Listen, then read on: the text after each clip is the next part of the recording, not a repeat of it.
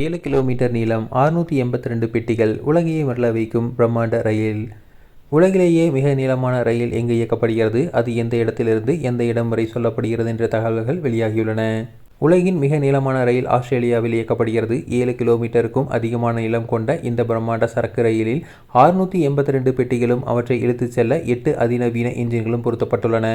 ஆஸ்திரேலியாவின் முன்னணி சுரங்க நிறுவனமான BHP-இன் இரும்பு தாதுவை சுமந்து செல்லும் இந்த ரயில் நவீன இன்ஜினியரிங் துறையின் ஒரு மகத்தான அடையாளமாக கருதப்படுகிறது. இந்தியாவின் மிக நீளமான சரக்கு ரயில் ருத்ராட்சா ஆகும். 4.5 கிலோமீட்டர் நீளம் கொண்ட இந்த ரயிலில் 354 பெட்டிகளும் 7 சக்தி வாய்ந்த இன்ஜின்களும் இணைக்கப்பட்டுள்ளன. வழக்கமாக இந்தியாவில் இயங்கும் 6 சரக்கு ரயில்களில் கொள்ளளவை ஒரே நேரத்தில் கடந்து செல்லும் திறன் கொண்ட இந்த ரயில் நாட்டிற்கு சரக்கு போக்குவரத்தில் புதிய மைல்கல்லை எட்டியுள்ளது. பயணிகள் ரயிலை பொறுத்தவரை உலகிலேயே மிக நீளமான ரயில் சுவிட்சர்லாந்தில் இயக்கப்படுகிறது.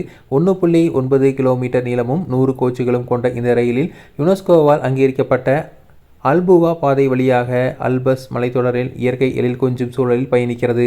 2990 டன் எடையும் 4550 இருக்கைகளும் கொண்ட இந்த ரயில் மணிக்கு 30 முதல் 40 கிலோமீட்டர் வேகத்தில் மீதமாக செல்கிறது. இந்தியாவின் அதிக எண்ணிக்கையிலான கோச்சுகளுடன், அதாவது 24 பெட்டிகளுடன் தடம் புரளாமல் இயங்கும் பயணிகள் ரயில் பிரக்யாராஜ் எக்ஸ்பிரஸ் ஆகும்.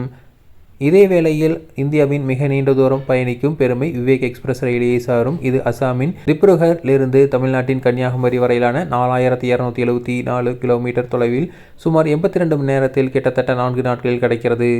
ஆஸ்திரேலியாவின் தாது போக்குவரத்து, இந்தியாவின் பிரம்மாண்ட சரக்கு நகர்வு, சுவிட்சர்லாந்தின் சுற்றுலா பயணம் என இவைகள் அனைத்துமே ஒரே நேரத்தில் பெருமளவிலான எடையையும் பயணிகளையும் கையாள்கின்றன. இத்தகைய மாபெரும் ரயில்கள் பயண நேரத்தையும் செலவையும் பெருமளவில் குறைத்து உலகளாவிய போக்குவரத்து அமைப்பை அடுத்த கட்டத்திற்கு எடுத்து சென்றுள்ளன.